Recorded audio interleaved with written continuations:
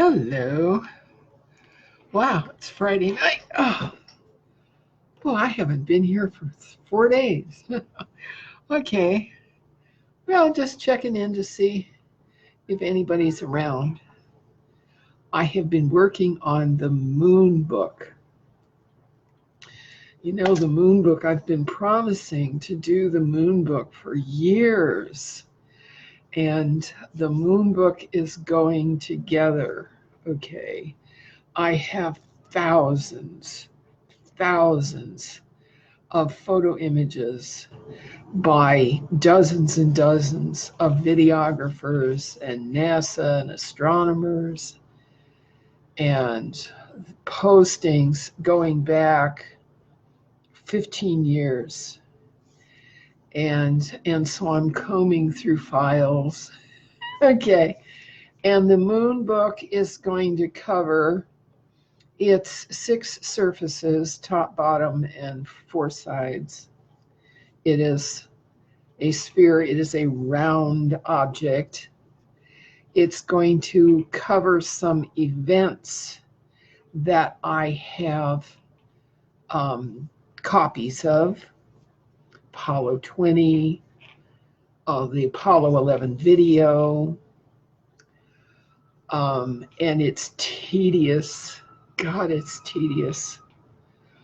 But it's fun for an old lady like me, to get back into the digital, the digits and the pixels, and to bring it to life.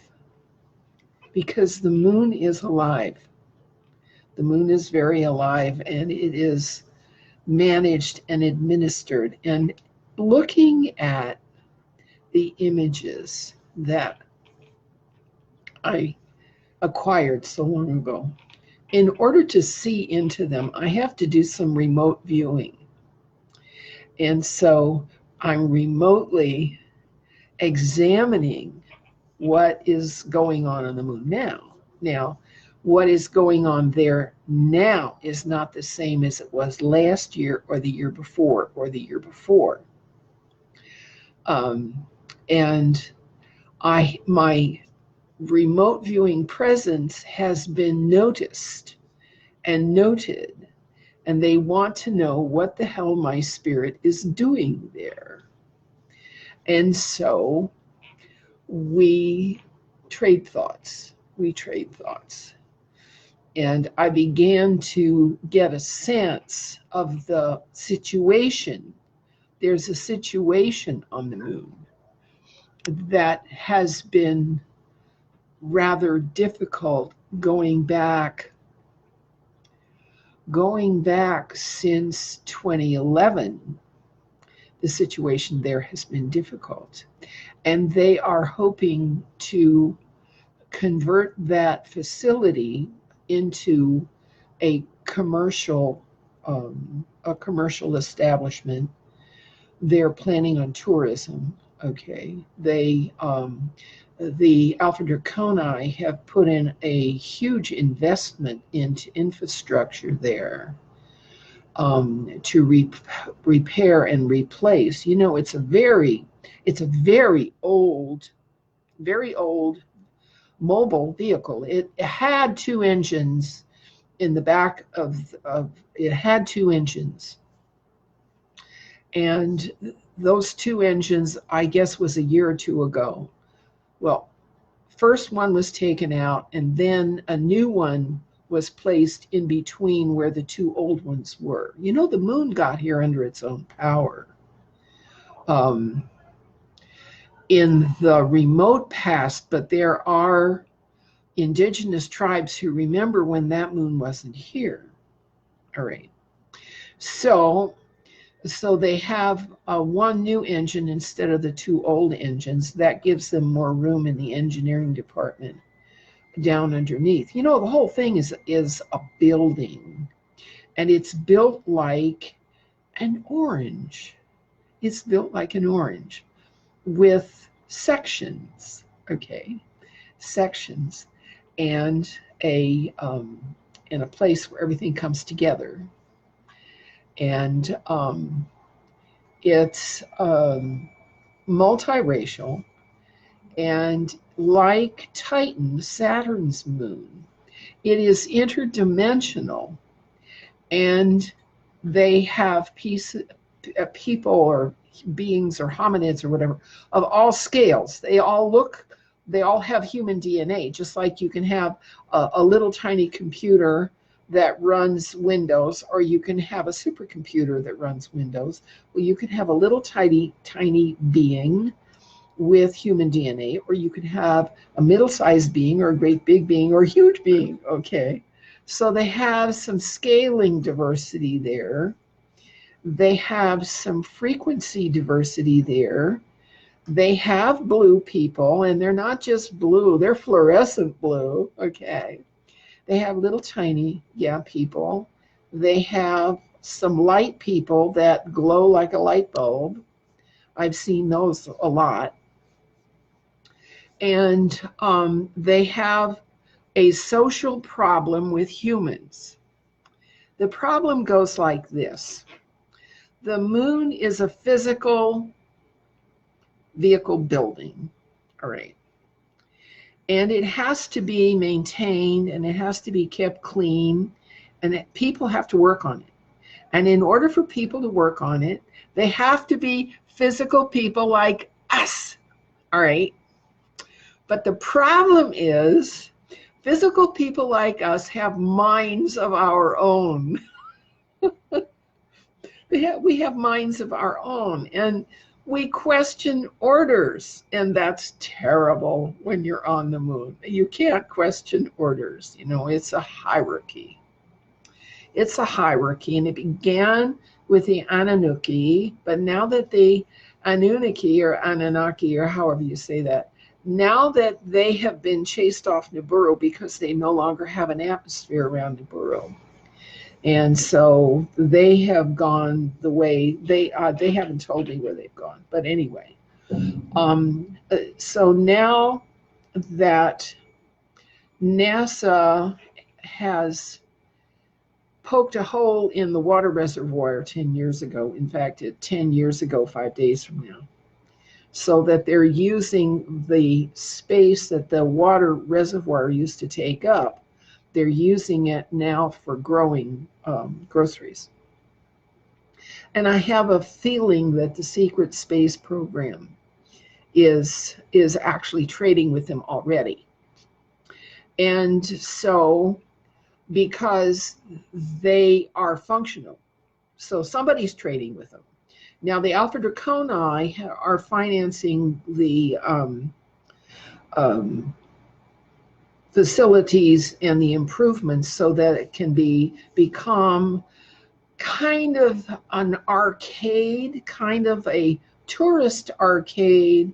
You go up there, you spend $1 million to fly up to the moon and spend 3 to 5 days, and okay, and then you come back, and then another, the millionaires will go to the moon and walk around, because the paths are all spiral, and that will finance some more work on the moon, because it's very old. I understand it's probably 100,000 years old, and it's been refurbished many times. So this is going to be an 8.5 by 11 book built like a calendar, okay? And it'll have 10 or 12 chapters, and probably 500 pictures. And each of the pictures, the resolution is set to 288, which is the best I can do to improve the 72 that comes off the internet. All these pictures I got on the internet. Okay, they're all in the public, they're all freebie, there are no copyrights on any of them, and I put a lot of work into every single one of them. Sometimes quite often I'm amazed when it goes out, when I finish working on it. And I have a method. It took years to devise a method to get around the black light problem, because interdimensionals all exist in the black light spectrum. And Their colors are opposite our colors. So their black is our white, and their white is our black. All right. And the reason that NASA doesn't show any life is because NASA only develops the white light, okay, spectrum. They never develop any of the black light colors, so they never see any of the black light stuff. Duh. It didn't take rocket science to teach me that.